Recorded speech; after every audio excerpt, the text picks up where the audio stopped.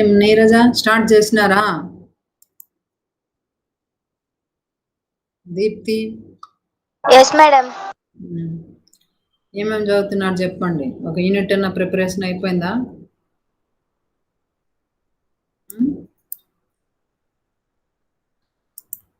Economics start చేస్తారా?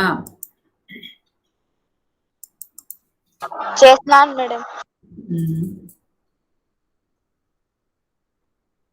చదువుతా అంటే మరి ఏమైనా డౌట్స్ రాలా మీకు? No madam. తెలుగు మీడియం వాళ్ళు కూడా ఉన్నారమ్మా?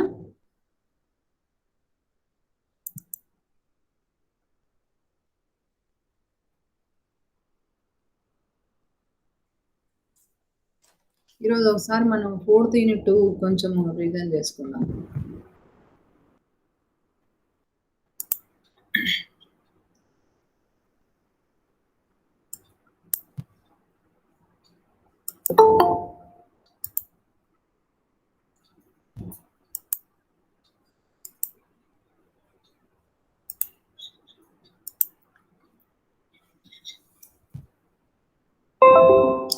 Is it visible ma content?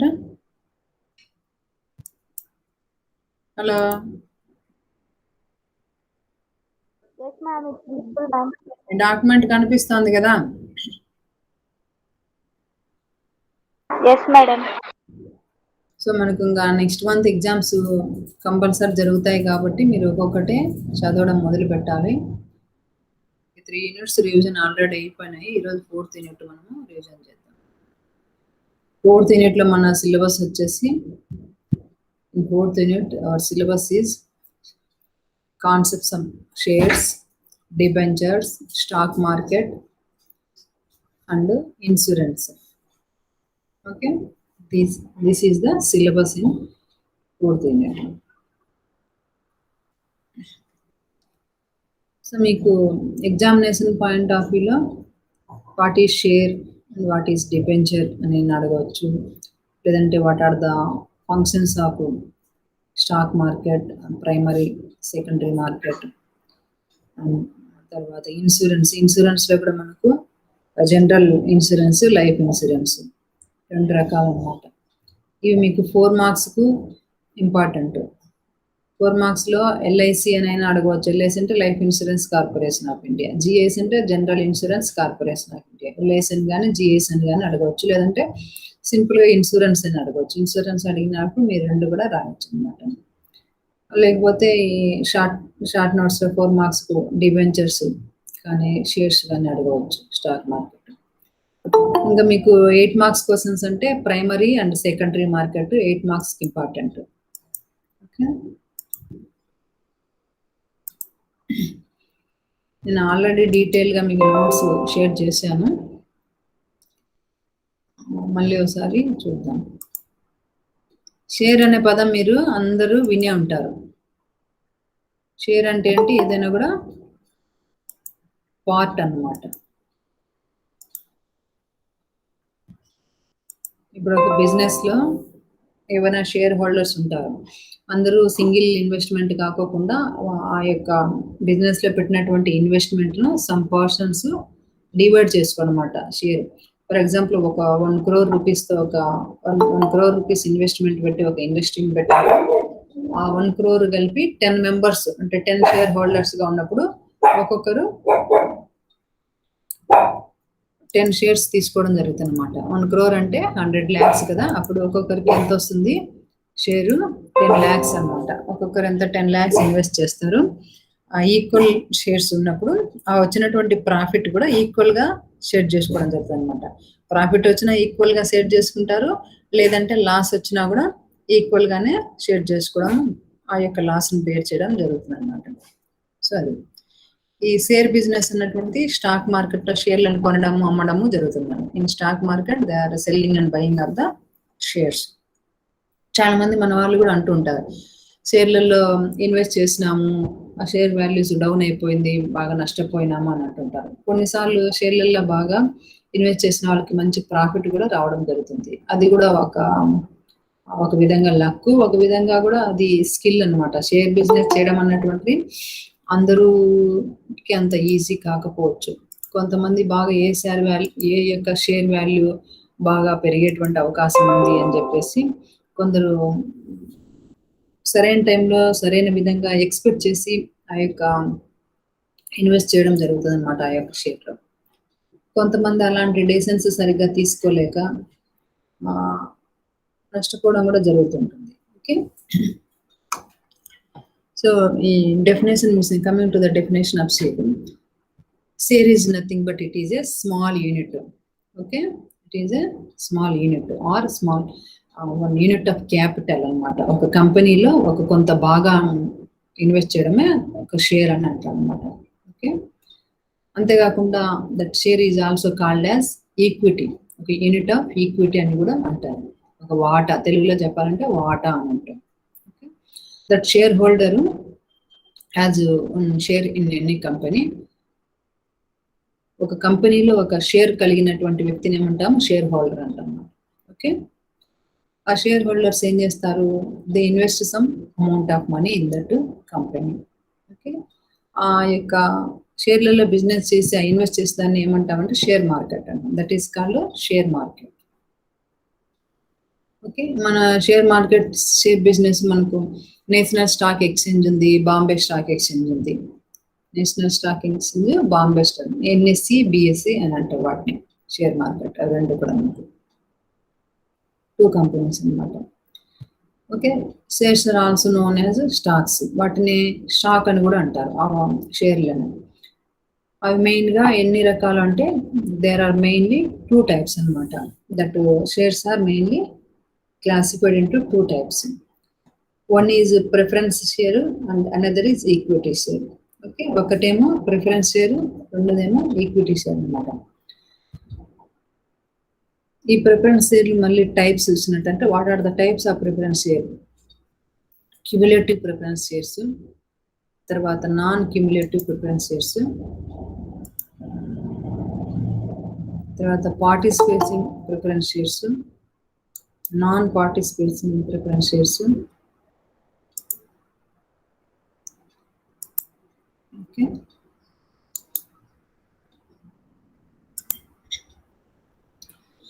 తర్వాత convertible preference share, non convertible preference share, redeemable preference shares, irredeemable preference shares. ఇవి 8 టైప్స్ మొత్తం. మనం పెట్టేటువంటి షేర్లలో ఎంత వాటా ఒక కంపెనీలో మనము ఎంత ఇన్వెస్ట్ చేస్తున్నాము, అది యొక్క షేర్ వాల్యూ ఏమిటి అని చూసినట్లయితే there are different types of preference shares. One is cumulative preference shares. Cumulative preference share అన్నటువంటిది that share usually bring a right to the definite rate of dividend out of the company's returns. This interest may endure from year to year. Subsequently, if there is any overdue dividend in 1 year, it is considered as arrear and the same is endured to the next and in consequent years, and it is assigned as a cumulative preference.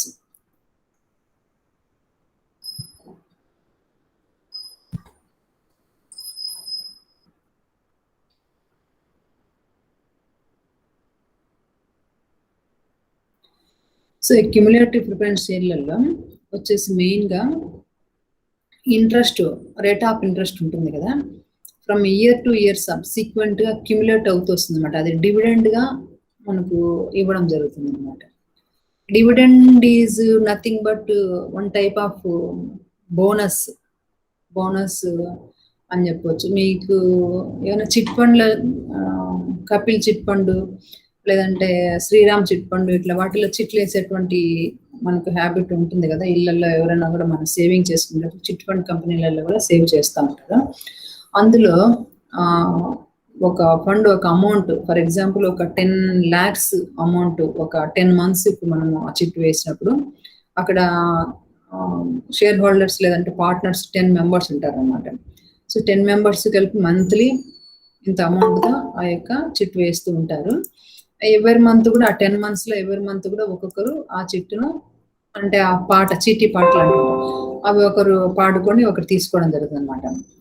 So అప్పుడు ఒక 10 lakhs amount ఒక 2 lakhs వాళ్ళకిన పాట పాడినట్లయితే మిగిలినటువంటి 2 lakhs పోతే 8 lakhs మాత్రమే అతనికి రావడం జరుగుతుంది. ఆ 2 lakhs వీళ్ళందరికీ డివిడెండ్ అనమాట. ఆ మంత్ లో వాళ్ళు పే చేయవలసినటువంటి ప్రీమియంలో ఆ 2 lakhs అంటే 10 members ఉన్నారు కదా, ఒక్కొక్కరికి 20,000 లెస్ అవుతుంది అనమాట. ఆ 20,000 వాళ్ళకు డివిడెండ్ గా రావడం జరుగుతుంది. ఓకే, చాలా మంది మన ఇళ్లలో కూడా చీటీ పాటలు వేసేటువంటి అలవాటు ఉంటుంది. 1,00,000 రూపాయలు చీటీ పాట వేస్తూ ఉంటారు మన వాళ్ళు. 1,00,000 రూపాయల చీటీ పాట ఎంతమంది వేస్తుంటారు? ఒక 10 మంది వేస్తున్నారు అనుకున్నాను. ఒక ఓనర్ దగ్గర, చిట్ ఫండ్ ఏజెంట్ దగ్గర మన వాళ్ళు 1,00,000 రూపాయల చిట్టు వేస్తున్నట్లయితే అది ఒక 10 members, ఒక్కొక్కరికి ఎంత పడుతుంది అప్పుడు? 10,000 షేర్ అనమాట. ఒక్కొక్కరు 10,000 కలిపితే 10 members 1 lakh అవుతుంది. 10 months ఒక్కొక్కరు ఎవరైనా కూడా పాడుకోవచ్చు అనమాట. ఫస్ట్ మంత్ లో ఫర్ ఎగ్జాంపుల్ ఏ అనే పర్సన్ ఫస్ట్ మంత్ చీటి పాటను పాడుకున్నారు అనుకోండి, ఆ 1 lakh చీటి పాటను మినిమం ఇంతతో స్టార్ట్ చేస్తారు వాళ్ళు. ఒక 10,000 పాటతో స్టార్ట్ చేస్తారు అనుకోండి. ఇంకొకరు ఎవరైనా ఎక్కువ అవసరం ఉన్నారు 20,000 పాడటము, ఇంకొకరు ఎవరంటే నేను 30,000 పాడతానంటారు. అప్పుడు 30,000 కన్నా ఎవరు పాడే వాళ్ళు ఎక్కువ మంది లేకపోతే 30,000తో స్టాప్ చేసేస్తారు. ఆ 30,000 అంటే అందరికీ డివిడెండ్ ఒక్కొక్కరికి ఎంత వస్తుంది? 3,000 వస్తుంది అనమాట. 3,000 డివిడెండ్ గా ఆ మంత్కి వస్తుంది. అంటే ఆ మంత్ అందరూ పే చేయాల్సినటువంటి అమౌంట్ ఏంటంటే 10,000లో 3,000 పోతే వాళ్ళు 7,000 మాత్రమే పే చేయాలన్నమాట. అందరు కలిపి 10 మంది 10 members కలిపి 10 into 7,000 ఇచ్చినట్లయితే ఎంత అవుతుంది? 70,000. సో ఆ పాట పాడుకున్న వ్యక్తికి 70,000 మాత్రమే తీసుకోవడం జరుగుతుంది. అంటే 20,000 అతనికి పాటలో పోయిందనమాట. అది అందరికి డివిడెండ్ గా రావడం జరుగుతుంది. అదేవిధంగా షేర్ బిజినెస్ లో కూడా ఏమైనా ప్రాఫిట్స్ వచ్చినప్పుడు అందరూ కూడా ఆ డివిడెండ్ ను షేర్ చేసుకోవడం జరుగుతుంది అనమాట. ఓకే, ఈ విధంగా డిఫరెంట్ టైప్స్ అన్నటువంటివి ఈ షేర్లు.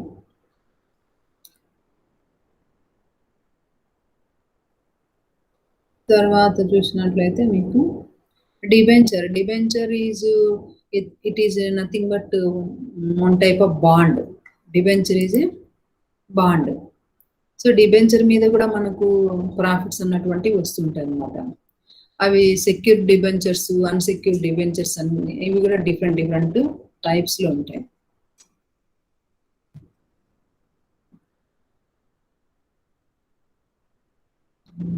తర్వాత ఈ యూనిట్ లో మీకు ఇంకా మెయిన్ వచ్చేసి స్టాక్ మార్కెట్ లో ఇంపార్టెంట్ క్వశ్చన్ అంటే 8 marks వచ్చేసి ప్రైమరీ మార్కెట్. ఇది మీకు బాగా 8 marks ఇంపార్టెంట్ అన్నమాట. Primary and secondary market. ఈ షేర్స్, డిబెంచర్స్ ఇవంతా కూడా మీకు 4 marks మాత్రమే. ఇది వచ్చేసి 8 marks question, primary and secondary market. ఈ ప్రైమరీ మార్కెట్ లో మళ్ళీ క్యాపిటల్ మార్కెట్,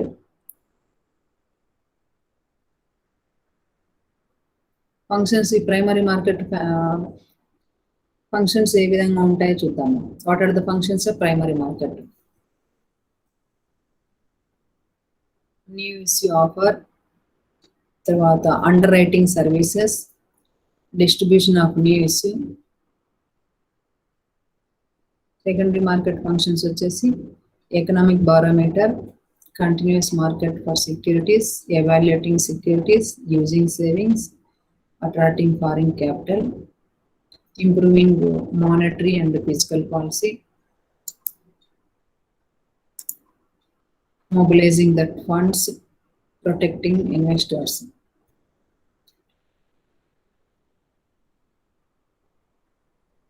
Differences విషయానికి వచ్చినట్లయితే what are the differences between primary market and secondary market అని చూసినట్లయితే ప్రైమరీ మార్కెట్ వచ్చేసి it is a place where the companies release securities for first time. Okay, meanwhile the secondary market it is a second handed securities. In primary market securities circulate from one companies to another investors, whereas the secondary market they are transferred or sold from one investors to another investors. Another difference is that prices found in the primary market, prices are fixed in that primary market, and that being issued at par value. At the same time, the prices in secondary market, it is vary from one to another place. It is vary a lot according to the demand and supply. Another difference is the intermediates on the issue market are underwriters or investment bankers who sell the securities and who buy the securities. Meanwhile, those who intermediate on the secondary market are brokers. The primary market offers to finance new companies, helping with their diversification and expansion, which does not happen with the secondary market.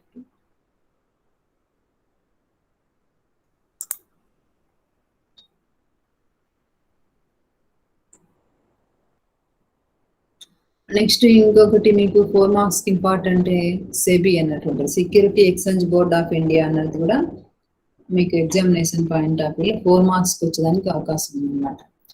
ముఖ్యంగా SEBI లేదా security exchange board of India అంటే ఈ stock మార్కెట్ను control చేస్తుంది అన్నమాట. ఇది ఈ సెబీని ఎప్పుడు ఎస్టాబ్లిష్ చేయడం జరిగింది అంటే 1992లో ఏప్రిల్లో దీన్ని ఎస్టాబ్లిష్ చేయడం జరిగింది. దీన్ని హెడ్ ఆఫీస్ వచ్చేసి ముంబై అన్నమాట, SEBI Mumbai.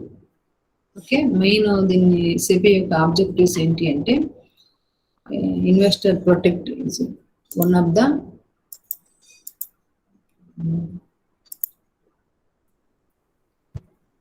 the main objectives of Security Exchange Board of India is investor protection is one of the most important objective అన్నమాట. It involves protecting the interest of investors by providing guidelines or guidance and ensuring that the investment done is safe. So another function is preventing the prudently practices and malpractices which are related to trading and regulations of the activities of the stock exchange. To develop a code of conduct for financial intermediaries such as underwriter, brokers, etc. SEBI also to maintain a balance between statutory regulations and self-regulations.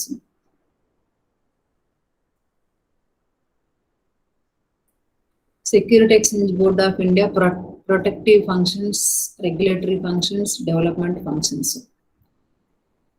So these functions followed by the Security Exchange Board of India.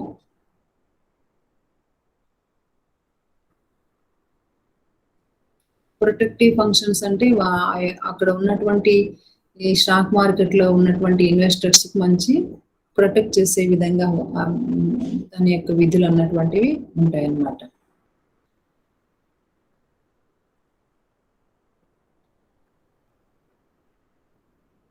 Next regulatory functions. Regulate చేయడం అంటే అవి control చేస్తూ ఉంటుంది. ఈ SEBI అన్నటువంటిది అక్కడ ఉన్నటువంటి stock మార్కెట్ను కంట్రోల్ చేస్తూ ఉంటుంది ఎప్పటికప్పుడు. ఏ విధంగా regulating the process of taking over a company, conducting enquiries and auditing the stock market, and they regulate the stock brokers, merchants etcetera.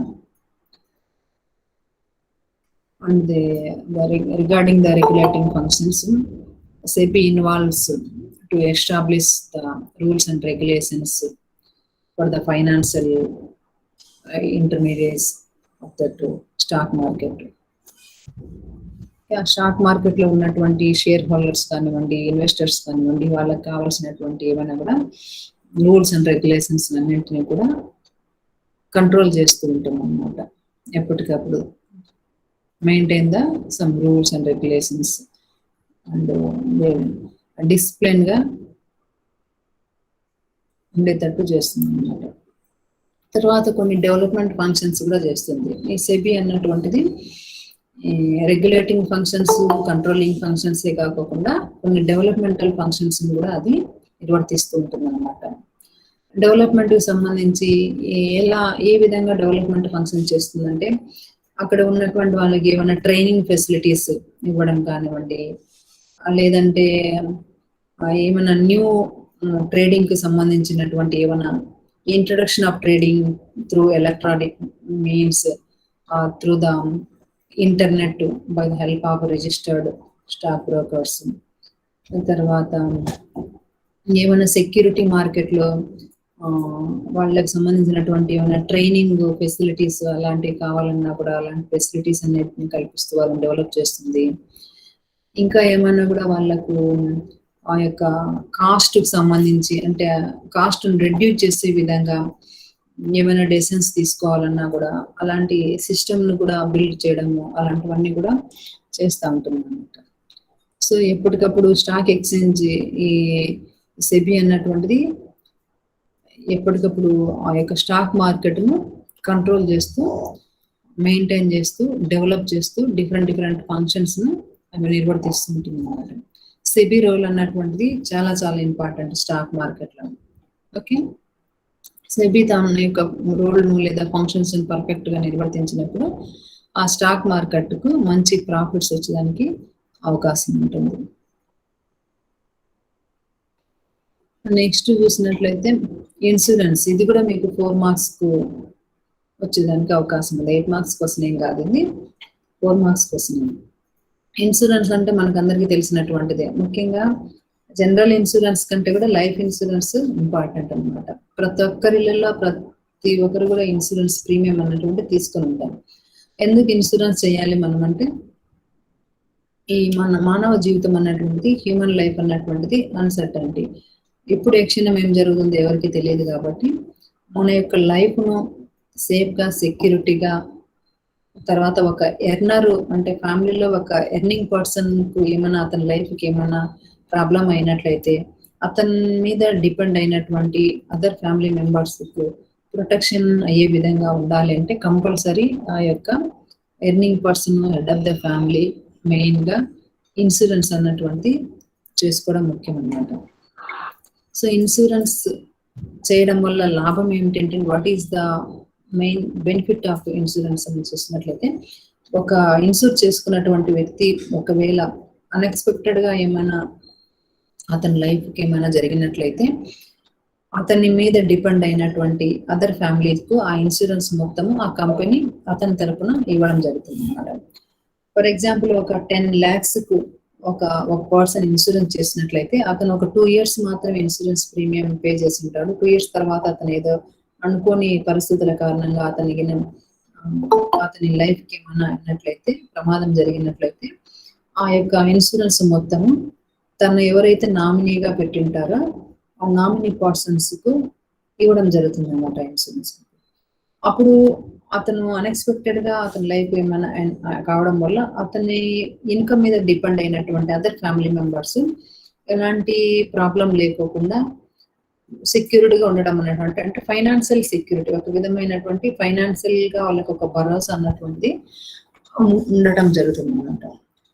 Okay, కొన్నిసార్లు ఒకవేళ ఒక 10 years లేదా 20 years వాళ్ళు ప్రీమియం తీసుకున్నప్పుడు 20 years అతను మంత్లీ కానీ లేదంటే 6 months వన్స్ కానీ లేదంటే ఇయర్లీ వన్స్ కానీ ప్రీమియం పే చేస్తూ ఉంటాడు. ఆ 20 years టర్మ్ అయిపోయిన తర్వాత కూడా అతను హెల్తీగా ఉన్నట్లయితే, ఎలాంటి ప్రాబ్లం అతనికి లేకుండా ఉన్నట్లయితే అతనే ఆ మొత్తం ప్రీమియాన్ని విత్ బోనస్తో సహా తీసుకోవడం జరుగుతుంది అన్నమాట. ఇది లైఫ్ ఇన్సూరెన్స్కి సంబంధించినటువంటిది. ఒకవేళ జనరల్ ఇన్సూరెన్స్ ఏంటి అంటే GS general insurance corporation of India other than life అన్నమాట, అంటే non life insurance. General insurance is also called as non life insurance అంటారు, జీవితేతర బీమా అంటారు అన్నమాట. దాన్ని సాధారణ బీమా అంటాము, లేదంటే జీవితేతర బీమా అంటాము. ఒక వ్యక్తి జీవితానికి అంటే తన లైఫ్కి తీసుకునేటువంటి బీమాను జీవిత బీమా లేదా లైఫ్ ఇన్సూరెన్స్ అంటాము. ఆ లైఫ్ కాకుండా అదర్ దాన్ లైఫ్ దాన్ని జీవితేతర బీమా లేదంటే నాన్ లైఫ్ ఇన్సూరెన్స్ అంటారు. సో నాన్ లైఫ్ ఇన్సూరెన్స్ లేదా జనరల్ ఇన్సూరెన్స్ ముఖ్యంగా వేటికి చేయడం జరుగుతుందంటే, క్రాప్స్కు అంటే పంట పొలాలకు చేయడం జరుగుతుంది, లేదంటే ఏదైనా వస్తువులకు ప్రాపర్టీస్కు చేయడం జరుగుతుంది అన్నమాట. ఫర్ ఎగ్జాంపుల్ మనము ఒక మోటార్ సైకిల్ కొన్నా కూడా లేదా ఒక కార్ కొనుక్కున్నా కూడా మనం ఆ కారుకు లేదా మోటార్ సైకిల్ కు ఇన్సూరెన్స్ చేయడం జరుగుతుంది. వెహికల్ కొన్నప్పుడే ఫస్ట్ లోనే మనం ఇన్సూరెన్స్ చేస్తాం. ఎందుకు మనం ఇన్సూరెన్స్ చేస్తాము అంటే, ఒకవేళ ఇన్ కేసు ఏదైనా జర్నీలో ఆ యొక్క వెహికల్ యాక్సిడెంట్ అయినా, లేదంటే ఇంకో విధంగా ఏదైనా ఎక్కడన్నా ఏమైనా బార్డర్స్ అట్లా మధ్యలో స్పీడ్ బ్రేకర్లు తగిలినప్పుడు కానివ్వండి, లేదంటే డివైడర్ తగిలినప్పుడు కానీ, సరిగా ప్రాపర్ డ్రైవింగ్ మనకు రాకుండా ఉన్నప్పుడు ఎక్కడైనా కూడా డ్యామేజ్ అయినా సంథింగ్ ఏది ఏది జరిగినా కూడా ఆ యొక్క వెహికల్ కు ఫైనాన్షియల్ ప్రొటెక్షన్ ఉండాలి అంటే ఇన్సూరెన్స్ అనేటువంటిది కంపల్సరీ అనమాట. ఇన్సూరెన్స్ చేసినట్లయితే ఆ ఇన్సూరెన్స్ మొత్తాన్ని మనము ఆ యొక్క ఇన్సూరెన్స్ కంపెనీ నుంచి పొందొచ్చు అనమాట. Regain that insurance premium if the vehicle will get accident. Okay, ఏదైనా ప్రమాదానికి గురైనప్పుడు, ఆ యొక్క వాహనం ప్రమాదానికి గురైనప్పుడు, ఆ ప్రమాదంలో అది ఎంత మాత్రం అయితే నష్టపోయి ఉంటుందో, ఎంత అయితే డ్యామేజ్ అయి ఉంటుందో అంత మేరకు మనము ఆ ఇన్సూరెన్స్ కంపెనీ నుండి అమౌంట్ని పొందడానికి అవకాశం ఉంటుంది. అది వెహికల్కి సంబంధించి.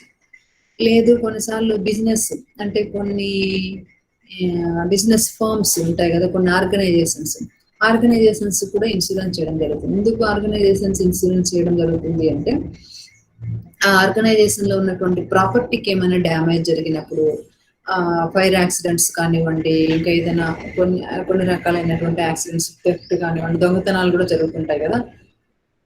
అలా దొంగతనాలు జరిగినప్పుడు లేదా ఫైర్ యాక్సిడెంట్స్ జరిగినప్పుడు ఆ యొక్క ఆస్తికి ఏ విధమైన నష్టం జరిగినట్లయితే ఆ యొక్క నష్టాన్ని భర్తీ చేసుకోవడం కోసం ఆ యొక్క సంస్థ చేసుకునేటువంటిదే ఈ యొక్క సాధారణ బీమా లేదా జీవితేతర బీమా అంటారు. ఓకే, కొన్నిసార్లు ఫైర్ యాక్సిడెంట్ జరుగుతుంటాయి అనమాట. ఏదైనా షార్ట్ సర్క్యూట్ వల్ల అగ్ని ప్రమాదాలు జరుగుతుంటాయి, లేదంటే కొన్ని దొంగతనాలు గురి కావడం జరుగుతుంది. అలాంటప్పుడు అది చాలా యూజ్ అవుతుంది అనమాట. వాళ్ళకి ఎలాంటి నష్టం జరగకుండా ఇన్సూరెన్స్ కంపెనీ ద్వారా వాళ్ళు రీగెయిన్ చేయడం జరుగుతుంది. అదే విధంగా క్రాప్స్ చూసినట్లయితే పంట పొలాలు, ముఖ్యంగా ఈ పంట పొలాలు అన్నటువంటిది వ్యవసాయం అంతా కూడా ప్రకృతి మీద ఆధారపడినటువంటిది అనమాట. అగ్రికల్చర్ సెక్టార్ అంతా కూడా depend upon monsoons. So monsoon మీద డిపెండ్ అయి ఉంటుంది. సకాలంలో వర్షాలు పడతాయి, పడవో తెలియదు.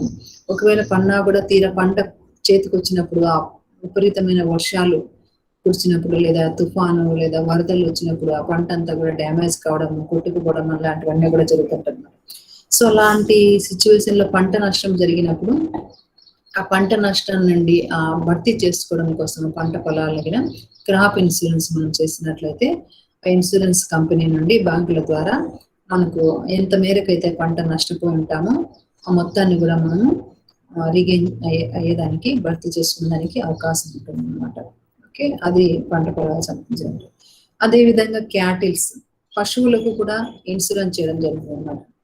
ముఖ్యంగా క్యాటిల్ ఫార్మ్స్ ఉంటాయి కదా, గొర్రెల పెంపకము, బర్రెల పెంపకము, అట్లాంటి ఆవుల పెంపకము, పౌల్ట్రీ ఫాము, తర్వాత డైరీ ఫామ్ పెట్టుకుంటారు కొంతమంది. అంటే పాడి పరిశ్రమ, కోళ్ళ పరిశ్రమ, గొర్రెల పరిశ్రమ ఇలాంటివన్నీ పెట్టుకుంటారు కదా, ఆక్వాకల్చర్. సో ఇలాంటి వాళ్ళకు చాలా మటుకు ఏదైనా కొన్ని డిసీజెస్ వచ్చినప్పుడు, కొన్ని రకాలైనటువంటి ఏమైనా ప్రమాదాలకు గురైనప్పుడు, అకస్మాత్తుగా అక్కడ ఉన్నటువంటి బర్డ్స్ కానివ్వండి, అక్కడ ఉన్నటువంటి యానిమల్స్ కానివ్వండి, అన్ని కూడా డెడ్ కావడం జరుగుతుంది అన్నమాట. సో అది అప్పుడు ఎంత మేరకైతే వాళ్ళు నష్టపోయి ఉంటారో ఆ యొక్క యానిమల్స్ యజమాని, ఆ యొక్క పౌల్ట్రీ ఫామ్ యజమాని, లేదంటే ఆ యొక్క క్యాటిల్ ఫామ్ యజమాని నష్టపోయిన మేరకు ఆ ఇన్సూరెన్స్ కంపెనీకి వాళ్ళకి నమోదు చేసుకున్నట్లయితే ఇంత నష్టం జరిగిందని చెప్పేసి వాళ్ళకి ఒక కంప్లైంట్ ఇచ్చినట్లయితే వాళ్ళ యొక్క ఇన్సూరెన్స్ కంపెనీ నుండి ఆ నష్టపోయినటువంటి మొత్తాన్ని అంతా కూడా భర్తీ చేసుకోవడం జరుగుతుంది, తిరిగి పొందడం జరుగుతుంది అనమాట. సో ఈ విధంగా డిఫరెంట్గా జనరల్ ఇన్సూరెన్స్ అన్నటువంటిది ఉంటుంది. Life insurance, general insurance. మీకు ఎగ్జామ్లో ఇండివిజువల్గా అయినా ఇవ్వచ్చు లైఫ్ ఇన్సూరెన్స్ అని చెప్పి, లేదంటే జనరల్ ఇన్సూరెన్స్ అని, లేదంటే సింపుల్గా ఇన్సూరెన్స్ అని ఇచ్చినా కూడా మీరు 2 టైప్స్ రాయాల్సింది అనమాట. Okay, insurance it is nothing but a policy. It is individual or financial protection. It is get for financial protection. It is nothing but reimbursement. మీరు ఒకసారి ఇప్పుడు ఫీజు కడితే తిరిగి మళ్ళీ రీఇంబర్స్మెంట్ ఫీజు పొందుతున్నారు కదా గవర్నమెంట్ నుండి, అదే విధంగా మనము ఇన్సూరెన్స్ కంపెనీ నుండి అదొక విధమైన it is one type of reimbursement అన్నమాట. ఓకే, ఇన్సూరెన్స్ పాలసీస్ ఎందుకోసం మనం తీసుకుంటాం? Why do we get insurance policies అంటే it is use to get against the risk అనమాట. మనం పొందేటువంటి రిస్క్ నుంచి మనం కాపాడుకోవడం కోసం, అంటే భవిష్యత్తులో అకాలంగా అనుకోని పరిస్థితులలో మనం జరిగేటువంటి ఈ అవాంతరాలకు లేదంటే నష్టాలకు లేదంటే రిస్కుల నుంచి మనం బయటపడడం కోసము మనము చేసుకునేటువంటి ఒక ప్రొటెక్షన్ పాలసీని ఇది ఇన్సూరెన్స్ పాలసీ అనమాట. ఓకే, అది లైఫ్కే కాకుండా ప్రాపర్టీస్ కూడా చేసుకోవడం జరుగుతుంది. ఈ విధంగా మీరు రాస్తే సరిపోతుంది. ఇంకా సో ఇక్కడ జనరల్ ఇన్సూరెన్స్ లో మీకు టైప్స్ కూడా నేను డీటెయిల్ గా ఇచ్చాను ఇక్కడ. What are the types of general insurance అంటే health insurance, travel insurance, motor insurance, marine insurance, home insurance, commercial. Marine insurance ఇది కూడా చాలా ఇంపార్టెంట్ అన్నమాట. మనకి ఇప్పుడు ఎక్స్పోర్ట్స్ ఇంపోర్ట్స్ ప్రాసెస్ లో ఏ ప్రోడక్ట్స్ అయినా కూడా ఎన్ని ప్రోడక్ట్స్ ఎక్స్పోర్ట్స్ ఇంపోర్ట్స్ ఎలా జరుగుతుంది? త్రూ వాటర్ వేస్ అనమాట. Other countries, one country to another countries కు రోడ్ వేస్ ఏమి ఉండవు, ఎయిర్ వేస్ అన్న వాటర్ వేస్ అన్న ఉంటాయి. సో ఎయిర్ వేస్ లో మనకు ఈ యొక్క కార్గో అన్నటువంటిది చాలా తక్కువ అనమాట. గూడ్స్ ట్రాన్స్పోర్టేషన్ చాలా తక్కువ అనమాట airways. Why? Because it is very costly. So airways అన్నటువంటిది చాలా కాస్ట్లీ ట్రాన్స్పోర్టేషన్ కాబట్టి ఎయిర్ వేస్ ద్వారా మనం గూడ్స్ ఎక్స్పోర్ట్ కానీ ఇంపోర్ట్స్ కానీ అంత ఈజీగా జరగవు. So through water ways only we can import any goods from other countries and we can export goods to other countries. So ఏదైనా ఇతర దేశాలకు మనం ఎక్స్పోర్ట్ చేయాలన్నా, ఇతర దేశాల నుంచి మనం ఏదైనా వస్తువులను ఇంపోర్ట్ చేసుకోవాలన్నా కూడా అది వాటర్ వేస్ లోనే, జల మార్గం ద్వారానే అది సాధ్యపడుతుంది అనమాట. జల మార్గం ద్వారా ఆ యొక్క షిప్పుల ద్వారా మనం సరుకు రవాణా చేసుకునేటప్పుడు కొన్నిసార్లు అనుకోని పరిస్థితుల్లో ఆ యొక్క వాటర్ లో ఏమైనా కూడా అనుకోని సంఘటనలు జరిగినప్పుడు అక్కడ ఏమన్నా ఐస్ బర్గ్స్ కానివ్వండి, ఇంకా కొన్ని ఏమన్నా కూడా ఆ యొక్క క్లైమాటిక్ కండిషన్స్ ఫేవర్ గా లేనప్పుడు ఏమవుతుందంటే ఆ షిప్ ప్రమాదానికి గురి అయ్యేటువంటి అవకాశం ఉంది. అప్పుడు అంతా కూడా అందులో ఉన్నటువంటి ఈ ప్రోడక్ట్స్ అన్ని కూడా డ్యామేజ్ కావడం జరుగుతుంది, పూర్తిగా నష్టపోవడం అన్నటువంటిది జరుగుతుంది. సో అలాంటప్పుడు మనము ప్రొటెక్ట్ చేసుకునే దానికోసము మెరైన్ ఇన్సూరెన్స్ తీసుకోవడం జరుగుతుంది. ఓకే, ఆ విధంగా తీసుకున్నప్పుడు మనకి ఈజీ అవుతుంది. ఇంకా హెల్త్ ఇన్సూరెన్స్ అందరికి తెలిసినటువంటిదే కావాలి. ఇప్పుడు ప్రతి ఒక్కరు కూడా ఎంప్లాయీస్ అందరు కూడా ముఖ్యంగా ఫారిన్ లో, మన కంట్రీ కంటే కూడా అదర్ కంట్రీస్ లో, ఎస్పెషలీ అమెరికాలో జాబ్ చేసేటువంటి వాళ్ళు కంపల్సరీ అక్కడ జాబ్ లో జాయిన్ అయిన వెంటనే హెల్త్ ఇన్సూరెన్స్ ఫస్ట్ తీసుకుంటారన్నమాట.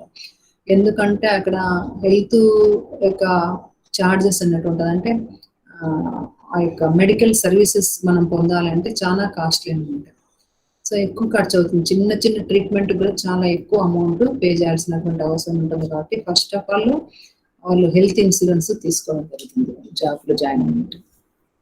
ఇంకా ట్రావెల్ ఇన్సూరెన్స్ ఇవన్నీ కూడా మీరు రాస్తే సరిపోతుంది.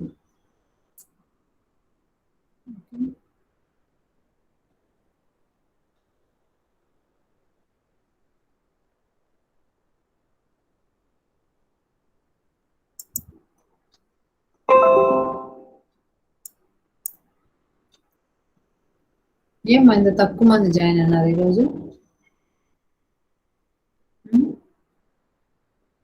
ఈరోజు మార్నింగ్ కొంతమంది వచ్చినారు కాలేజీకి. What about others?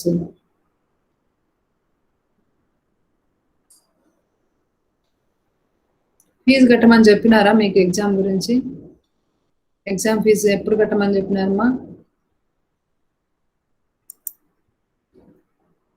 ఏం